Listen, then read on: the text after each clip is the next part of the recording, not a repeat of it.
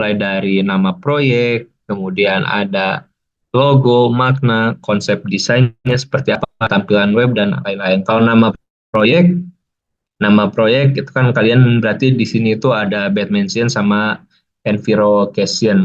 Nah, kalian jelaskan namanya ini, filosofi di balik namanya apa, maknanya itu apa, dan mengapa kalian memilih nama ini itu silahkan dijelaskan. Kemudian yang kedua ada logo, ya logo apa saja, tapi kalian perlu bisa menjelaskan juga. Misalnya ini ada, saya ambil contoh, ini ada foto 8 orang yang sedang, 8 orang yang sedang saling rangkul. Selain saling rangkul, mereka juga membentuk sebuah ilustrasi atau mengilustrasikan bunga yang juga terdiri dari warna yang berbeda yang menggambarkan latar belakang yang berbeda dan lain-lain. Kemudian juga makna dari bunga ini apa, terus rangkulan ini maknanya apa, itu tolong dijelaskan pada bagian introduksi ini. Konsep desain ini maksudnya website dan sosmed kalian kan saya lihat punya ini ya, punya tema warnanya masing-masing, kemudian punya jenis font masing-masing. Nah, itu juga harus bisa dijelaskan maksudnya apa. Misalkan eh, untuk latar belakang di website ataupun di sosmed kita menggunakan warna hijau karena hijau identik dengan alam atau apa itu silahkan dijelaskan. Dan di bagian introduksi juga ini kalian masukkan juga ya tampilan webnya atau sosmednya eh, baik itu Instagram, TikTok atau apa yang penting yang sudah kalian buat itu bisa ditampilkan. Kemudian untuk anggota, ini anggota dan peran. Jadi saya harap untuk anggota ini kalian bisa buat sekreatif mungkin. Jadi jangan hanya teks atau bentuk tabel kayak notulensi rapat, tapi kalian cantumkan di sini foto-foto dari ketuanya, tim marketingnya, content writer, atau bahkan perbagian. Misalkan content writer siapa aja, website administrator siapa aja, dan untuk fotonya itu terserah. Yang penting ya wajah kalian terlihat jelas lah ya, terlihat jelas. Eh, Kemudian juga mau gayanya seperti ini, mau tim seperti ini itu dipersilahkan. Yang penting pada bagian ini saya bisa melihat lah ya kekompakan kalian, kemudian juga eh, kerja atau enggaknya. Jadi kadang mungkin ada orang yang sampai ngirim foto pun nggak mau gitu buat kerja kelompok. Nah itu jadi nanti kelihatan di sini. Jadi kalau yang niat kelihatan juga gitu. Nah jadi ini untuk yang kedua jangan lupa ya nama, NPM sama inilah sama role di proyek ini kalian sebagai apa itu tolong dicantumkan. Kemudian untuk setelah anggota itu ada latar belakang. Ini juga udah pernah kalian susun pada ini ya pada notulensi rapat, sudah pernah saya lihat tujuan, manfaat, analisis SWOT, masalahnya apa. Nah saya pingin di latar belakang ini kalian buat lebih menarik gitu, jangan hanya copy paste yang udah kalian ketik banyak teks, tapi kalian buat dengan grafik, dengan timeline, analisisnya juga misalkan SWOT mau fishbone, itu kan ada banyak jenis analisis yang bisa diilustrasikan. Nah, semakin bagus ilustrasinya atau semakin mudah dipahami itu semakin baik. Terus tujuannya apa, manfaatnya, yaitu silahkan kalian tuliskan dalam bentuk teks ataupun ilustrasi. Misalnya karena di masih banyak orang yang minim literasi tentang lingkungan. Misalnya kalian masukkan masalah-masalah, foto-foto masalah lingkungan itu silahkan. Video juga tidak apa-apa. Yang penting latar belakang terlihat. Kemudian untuk target pasar, ini kalian kan sudah ada sosmed dan juga website. Nah, kalian sebelum sebelum kalian membuat konten, kalian kan sudah merapatkan nih kita target pasarnya mau siapa aja.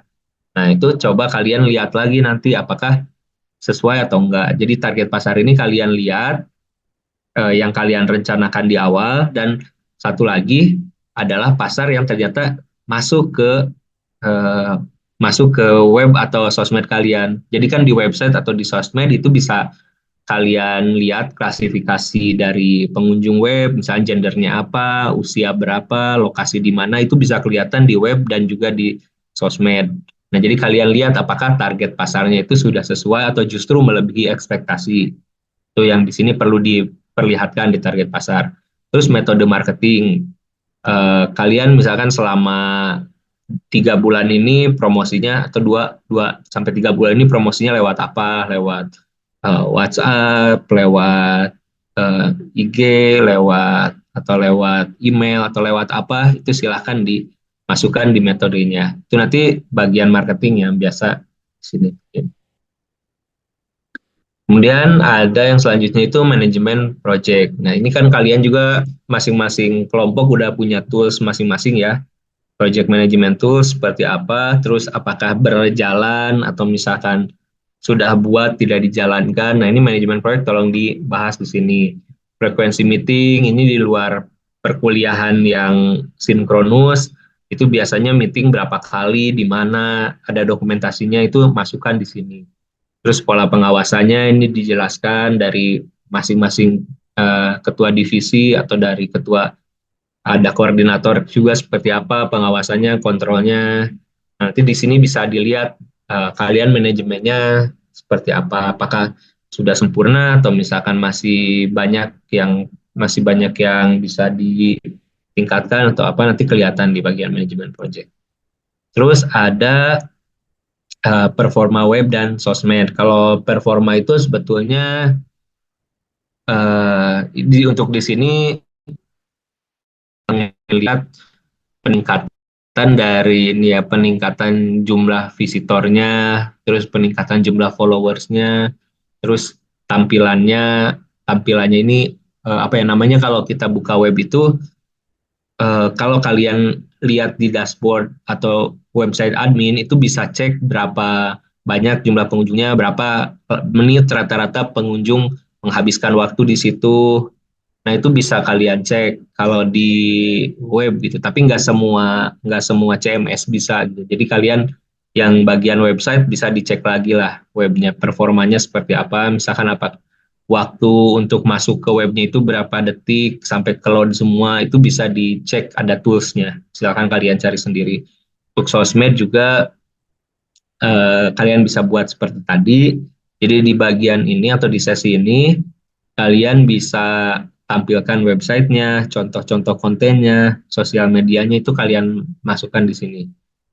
Nah, selanjutnya ini masih mirip lah ya dengan performa, tapi kalau yang tadi mungkin bisa dibahas secara kualitatif juga. Kalau statistik ini khusus untuk yang kuantitatif. Jadi pengunjung website dari awal sampai akhir itu berapa, kemudian trennya itu seperti apa, apakah naik turun, ataukah naik terus, turun terus, atau tidak ada perubahan dari awal, itu silahkan bahas di bagian statistik ini. Selain jumlah webnya, juga jumlah pengunjung per artikel. Jadi nanti kalian buat ilustrasi atau diagram artikel mana sih yang paling banyak dibaca, mana yang paling sedikit dibaca. Nah, itu nanti bisa dicek atau dievaluasi kira-kira perbedaannya di mana. Kemudian engagement, sosial media, ini peningkatan jumlah followers, terus viewers videonya, jumlah like, segala macam itu di engagement atau interaksi dengan followers itu seperti apa. Kalau misalkan sosial medianya hanya diikuti oleh anggota kelasnya masing-masing, ya berarti itu eh, engagementnya kurang gitu. Tapi kalau misalkan diikuti oleh satu angkatan atau satu kampus atau bahkan oleh sampai umum, nah itu berarti sosial medianya bagus gitu.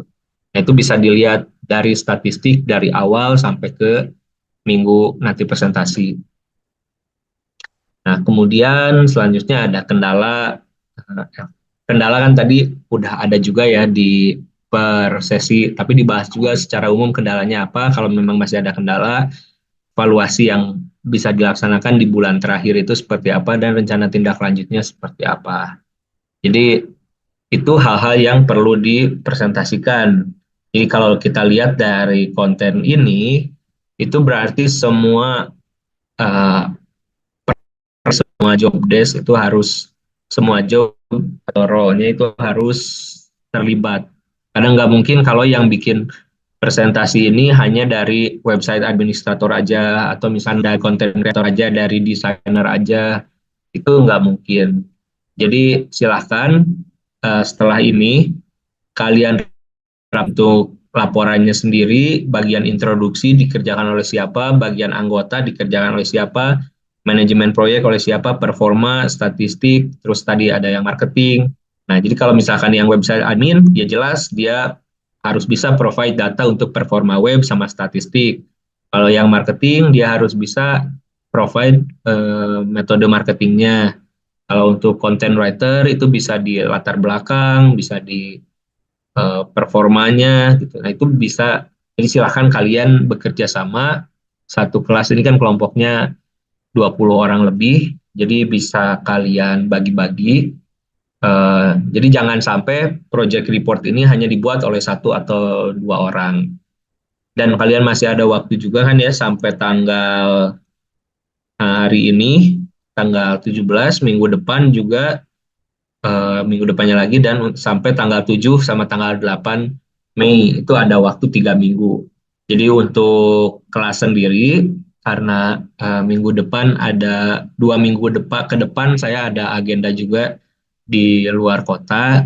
Jadi dari sekarang saya informasikan untuk tanggal 20 minggu terakhir ini ya, 20, 24, 30 dan 1 Mei itu tidak akan ada kelas sinkronus. Jadi kalaupun ada kelas mungkin sifatnya asinkronus menggunakan video atau apa. Tapi jika tidak ada, itu artinya kalian melanjutkan project kalian, membuat report dan membuat konten yang baru. Jadi bukan berarti saat sekarang kalian mengerjakan report ini tidak ada updatean yang lain. Jadi tetap update selama 3 minggu ke depan, dan selama 3 minggu ke depan pun report ini tetap dikerjakan. Jadi silakan setelah pertemuan kali ini kalian rapatkan, nanti saya share semua materinya yang perlu kalian buat. Dan setelah saya selesai, bukan berarti kelasnya sudah berakhir, tapi kalian lanjutkan dengan diskusi kelompok, baik itu diskusi antar divisi atau diskusi satu kelas. Yang penting semuanya bisa bekerja sama lah, berkoordinasi dan bekerja sama biar bebannya bisa bagi rata. Karena nanti kan nilai progresnya ini ya akan disamakan gitu untuk final project ini. Jadi jangan sampai ada yang tidak bekerja tapi nilainya sama dengan yang kerjanya paling banyak, atau ada juga yang kerjanya paling capek tapi taunya sama dengan yang sama sekali nggak bekerja gitu. Jadi silahkan kalian berkoordinasi, kalian rapatkan dan lanjutkan proyeknya. Mungkin itu saja yang bisa saya sampaikan.